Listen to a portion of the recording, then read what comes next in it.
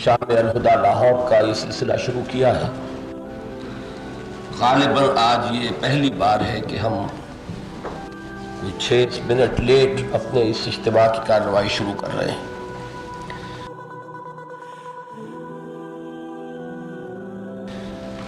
میں ابھی سوچ رہا تھا کہ غلطی ہماری ہے کہ ہر مرتبہ نماز مغرب کے بعد کا وقفہ کچھ مختلف ہو جاتا ہے۔ آئندہ کے لیے اس کا ایک مستقل نصاب رکھیں گے کہ جو بھی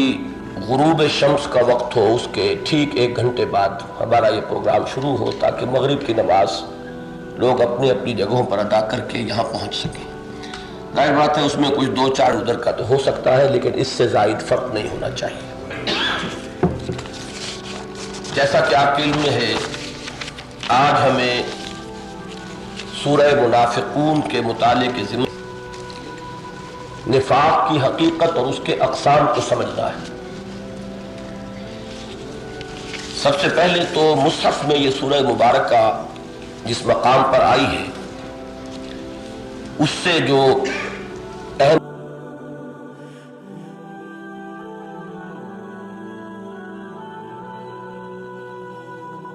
حقیقتیں سامنے آتی ہیں انہیں مستحضر فرما لیں۔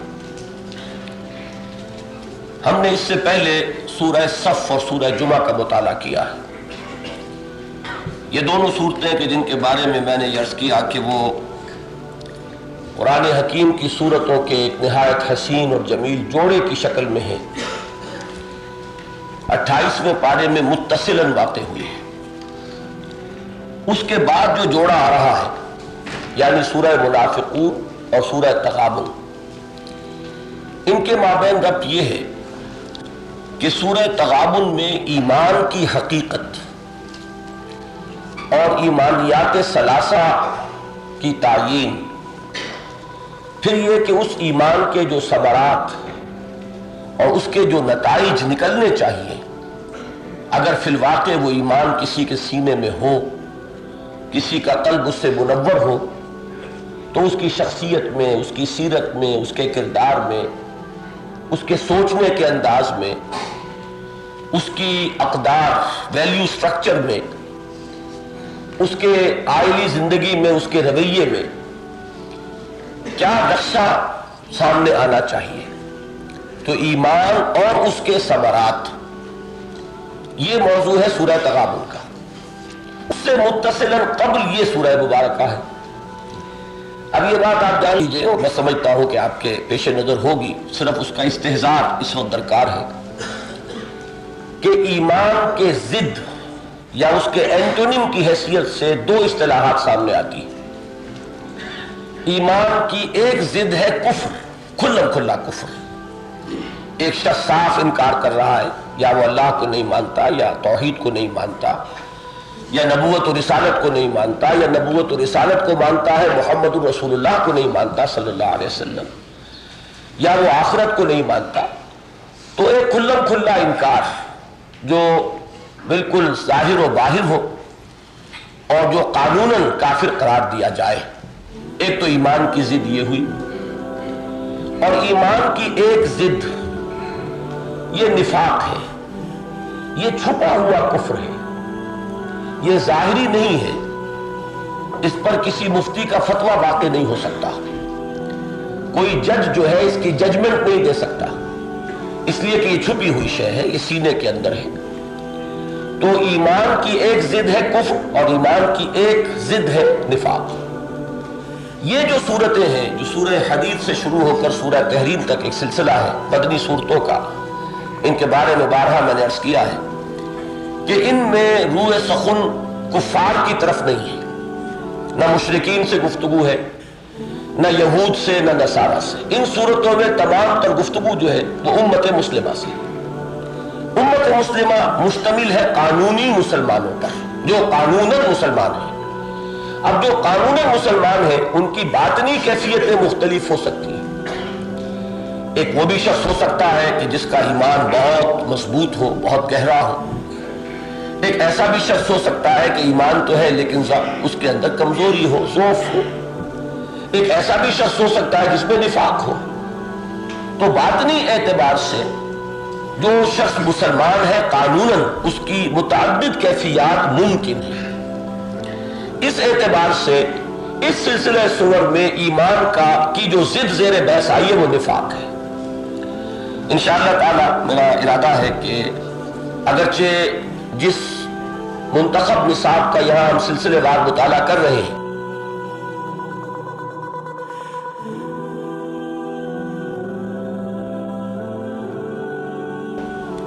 اس میں سورہ تغابن تو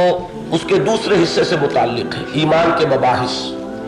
وہ جب ٹیلی ویژن پر یہ الہدیٰ کا سلسلہ چل رہا تھا تو اس کا درس اس میں ہو چکا ہے، لیکن چونکہ اس وقت ہم چل رہے ہیں کہ سلسلے وار ہم نے سورہ صف پڑھی، سورہ جمعہ پڑھی، اب سورہ منافقون پڑھ رہے ہیں، تو میں سمجھتا ہوں کہ موضوع رہے گا کہ آئندہ شام الہدیٰ میں ہم سورہ تغابن کا بھی مطالعہ کر لیں تاکہ یہ ایک فوری تقابل ہو جائے کہ نفاق کیا ہے، اس کی حقیقت کیا ہے، اور ایمان کیا ہے، اس کی حقیقت کیا ہے۔ ایک تو یہ جو اس کے متصلاً بعد صورت آ رہی ہے اس سے اس کی نسبت آپ نے سمجھ لی کہ یہ بالکل یوں سمجھیے تصویر کے دو رخ ہیں، مثبت اور منفی، مثبت ایمان اور منفی نفاق۔ سورہ تغابن کا موضوع ہے ایمان اور اس کی حقیقت اور اس کے ثمرات، اور نفاق کا اور سورہ منافقون کا موضوع ہے نفاق۔ اب ذرا ادھر سے پیچھے سے چلتے ہوئے آئیے تو آپ کو یاد ہوگا کہ سورہ صف پر ہماری مفصل گفتگو ہو چکی ہے کہ جس کا مرکزی مضمون ہے یہ آیہ مبارکہ، هو الذی ارسل رسولہ بالہدی ودین الحق لیظہرہ علی الدین کلہ۔ اس کے لیے جہاد، نبی اکرم صلی اللہ علیہ وسلم کا مقصد بعثت ہے غلبہ دین۔ اس غلبہ دین کے فطری طور پر دو مرحلے ہو سکتے تھے، اور وہی بات ہوئی کہ حضور نے سب سے پہلے بنفس نفیس اپنی ذاتی جد و جہد سے اور اپنی رہنمائی میں جو انقلابی ایک تحریک آپ نے برپا کی، اس کے نتیجے میں جزیرہ نماء عرب پر اللہ کے دین کا غلبہ ہو گیا۔ اب اس کے بعد اس غلبے کو آگے پھیلنا تھا، اور اس کی تکمیل اس وقت ہوگی جبکہ پورے عرضے پر اللہ کے دین کا غلبہ ہو جائے۔ یہی اصل میں وہ مقصد تھا جس کے تحت کہ خلافت راشدہ کے دوران وہ جہاد کا سلسلہ چلا۔ اور یہ بھی واقعہ ہے کہ جیسے تاریخ میں اس کی کوئی نظیر نہیں کہ کل 22 برس میں نبی اکرم صلی اللہ علیہ وسلم نے ایک وسیع عریض ملک میں پورا انقلاب برپا کر دیا، اور اس کے سارے مراحل طے کر دیے کہ فرد واحد سے دعوت شروع ہوئی، اور کل 22 برس میں بلکہ حقیقتاً 20 برس میں، اس لیے کہ عرب کی حد تک انقلاب محمدی کی تکمیل ہو چکی تھی علی صاحب الصلاۃ والسلام سن 8 ہجری میں، جبکہ مکہ فتح ہو چکا اور حنین میں بھی اللہ نے فتح دے دی، طائف کا محاصرہ بھی کامیاب رہا، تو گویا کہ اندرون ملک عرب تو انقلاب کی تکمیل ہو گئی۔ اب کوئی طاقت عرب میں نہیں تھی کہ جو حضور کو چیلنج کر سکتی۔ اس کے بعد جو وقت ہے وہ در حقیقت اس انقلاب کی توسیع کے لیے تیاری ہے جو حضور نے کی۔ بہرحال اس کے بعد حضور صلی اللہ علیہ وسلم کے انتقال کے 24 برس کے اندر اس انقلاب کی جو توسیع ہوئی ہے تو اس کا آپ اندازہ کیجئے کہ اس کی بھی کوئی نظیر تاریخ میں نہیں ہے کہ 24 برس میں کہاں یہ ہمارا مکران کا علاقہ اور اس سے اوپر آکسس ریور، اور کہاں ہے اٹلانٹک اوشن، یہاں سے وہاں تک اللہ کے دین کا جھنڈا بلند ہو چکا تھا۔ یہ عمل جاری رہتا، مگر یہ کہ اس کو روکا ایک انٹرنل سیبوٹاج نے، ایک اندر سے سازش ہوئی، ایک نہایت ذہین اور تباہ شخص تھا، اس نے عبداللہ ابن سبا یہودی، اس نے اسلام کا لبادہ اوڑھا اور اندر سے آ کر مسلمانوں کے اندر ایک سرپھٹنگل پیدا کیا، باہمی اختلاف، جس کے نتیجے میں کہ مسلمانوں سے ٹکرائے۔ حضرت علی رضی اللہ تعالیٰ عنہ کے عہد خلافت میں یہ باہمی خانہ جنگی جو ہے جاری رہی، نتیجہ یہ ہوا کہ زور ٹوٹ گیا، جس کے لیے میں ایک اصطلاح جو ہے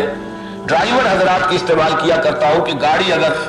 کسی انکلائن پر چڑھ رہی ہو، کسی یعنی ڈھلوان پر چڑھ رہی ہو، اوپر اونچائی کی طرف جا رہی ہو، تو اس کا موشن نہیں ٹوٹنے دیا جاتا، اگر ایک دفعہ موشن ٹوٹ جائے تو پھر دقت ہوتی ہے۔ تو یہ اصل میں وہ پروسیس جو تھا کہ تھمتا نہ تھا کسی سے سیل رواں ہمارا، اس کا موشن ٹوٹ گیا، اگرچہ اس کے بعد بھی پھر فتوحات ہوئی ہے، لیکن ایک تو یہ کہ رفتار بہت کم ہوئی، اور ثانیاً یہ کہ پھر نوعیت بھی بدل گئی کہ خلافت راشدہ کا نظام ختم ہو گیا۔ اس کے بعد مسلمانوں کی حکومت، اس میں بہت اچھے لوگ بھی پیدا ہوئے، نسبتاً کمتر لوگ بھی پیدا ہوئے، کچھ ایسے لوگ بھی ان میں نظر آتے ہیں کہ جن کے ذکر سے ہی ہمیں گردنیں شرم سے جھکا لینی پڑتی ہیں، لیکن یہ کہ ہمارے بدترین دور میں بھی آپ کو ایسے روشنی کے چراغ بھی نظر آ جائیں گے۔ ہندوستان میں بھی کتنی صدیوں بعد آپ اندازہ کیجئے، 6-7 صدیوں کے بعد کا معاملہ ہے یہ، کہ کیسے کیسے لوگ یہاں پر اب وہ یہاں پر بادشاہ بنے ہیں، ان میں خاص طور پر التتمش ہے اور اسی طریقے سے اور بہت سے بادشاہ ہیں۔ تو ہمیں روشنی کے چراغ نظر تو آتے ہیں، لیکن ظاہر بات ہے کہ اس کے بعد نہ تو وہ رفتار رہی کہ جو حضرت ابو بکر، حضرت عمر اور حضرت عثمان رضی اللہ تعالیٰ عنہ کے عہد خلافت میں تھی، اس انقلاب کی توسیع کی۔ پھر یہ کہ خلافت راشدہ بہرحال ختم ہو گئی، وہ مسلمانوں کی ایک حکومت جس میں اچھے دور بھی آئے، برے دور بھی آئے۔ اب اس غلبہ دین کی جد و جہد کو جاری رہنا ہے، اور یہ میں بات شاہ ولی اللہ دہلوی رحمۃ اللہ علیہ کے حوالے سے آپ کو بتا چکا ہوں۔ اعزازۃ الخفاء خلافت الخلفاء ان کی ایک مارکۃ الآراء تصنیف ہے، اس میں انہوں نے یہ بات لکھی ہے کہ حضور صلی اللہ علیہ وسلم کا مقصد بعثت بتمام و کمال اس وقت پورا ہوگا، اور یہ آیہ مبارکہ اپنی پوری شان کے ساتھ اس وقت ظاہر ہوگی جبکہ پورے عرضی پر اللہ کا دین اسی طرح غالب ہو جائے جیسے کہ نبی اکرم صلی اللہ علیہ وسلم کے دست مبارک سے جزیرہ نمایاں عرب میں غالب ہو گیا تھا۔ اب یہ ہے سورہ صف کا مضمون۔ سورہ صف میں اس مقصد کے لیے دعوت دی گئی ہے کہ جو بھی محمد کے نام لیوا ہے صلی اللہ علیہ وسلم، اللہ پر ایمان کے مدعی ہیں، اب یہ ان کا کام ہے کہ تن من دھن لگائے اس کام کے لیے۔ یہ ایسے ہی دعاؤں سے تو نہیں ہو جائے گا، تمناؤں سے نہیں ہو جائے گا۔ یہ زمین جو ہے اللہ تعالیٰ نے اسے بہت ہی حقیقت پسند بنایا ہے۔ کسان اپنی پوری محنت سے جب اپنا حق ثابت کر دیتا ہے تب یہ کوئی فصل دیتی ہے، ورنہ محض تمناؤں سے تو یہ زمین فصل نہیں دیتی۔ اناج کا ایک دانہ جو ہے محض تمنا سے نہیں اگے گا جب تک کہ اس کے لیے اس کے اپنے طریق پر محنت نہ کی گئی ہو۔ اسی طریقے سے غلبہ دین کی جد و جہد جو ہمیں نظر آتی ہے محمد الرسول اللہ صلی اللہ علیہ وسلم کی سیرت مطہرہ میں،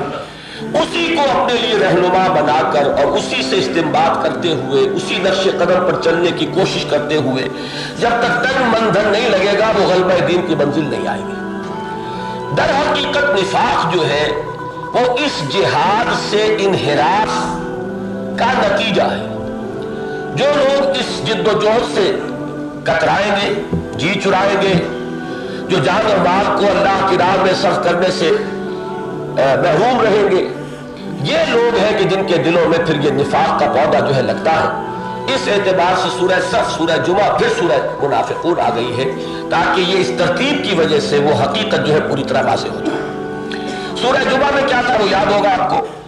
کہ اس انقلاب کے لیے یا دین کے غلبے کے لیے جس قسم کے لوگ درکار ہیں، جیسی جمعیت ضروری ہے،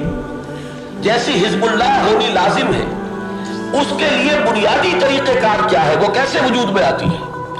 اس کے لیے وہ آیا مبارکہ سورہ جمعہ کی جو ہے مرکزی آیت، اور یہ مضمون جو قرآن مجید میں 4 مرتبہ آیا، یہ 3 دفعہ آیا، وہ 4 مرتبہ آیا۔ یتلو علیہم آیاتہ ویزکیہم ویعلمہم الکتاب والحکمہ، کہ وہ سارا عمل جو ہے چاہے اس میں دعوت و تبلیغ کا پہلو ہو، چاہے تربیت اور تزکیہ اور تعلیم کا،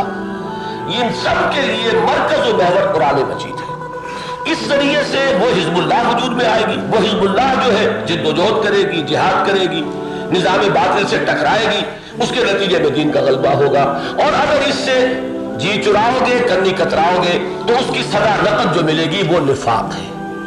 یہ ترتیب ہوئی سورہ صف، سورہ جمعہ، پھر سورہ منافقون، اور اس کے بعد اب اس کا جو مثبت پہلو ہے کہ ایمان کی حقیقت کیا ہے، اس کے لوازم اور ثمرات کیا ہے، وہ ہے کہ جو سورہ تغابن میں سامنے آ جائیں گے۔ اس تمہید کے بعد اب آئیے کہ پہلے ہم سورہ مبارکہ کی تلاوت کر لیں اور پھر ہم اس کا سلسلے وار مطالعہ شروع کریں۔ اعوذ باللہ من الشیطان الرجیم، بسم اللہ الرحمن الرحیم۔ اذا جاءك المنافقون قالوا نشهد انك لرسول الله والله يعلم انك لرسوله والله يشهد ان المنافقين لكاذبون اتخذوا ايمانهم جنة فصدوا عن سبيل الله انهم ساء ما كانوا يعملون ذلك بانهم آمنوا ثم كفروا فطبع على قلوبهم فهم لا يفقهون وإذا رأيتهم تعجبك أجسامهم وإن يقولوا تسمع لقولهم كأنهم خشب مسندة يحسبون كل صيحة عليهم هم العدو فاحذرهم قاتلهم الله أنى يؤفكون وإذا قيل لهم تعالوا يستغفر لكم رسول الله لووا رؤوسهم ورأيتهم يصدون وهم مستكبرون سواء عليهم استغفرت لهم أم لم تستغفر لهم لن يغفر الله لهم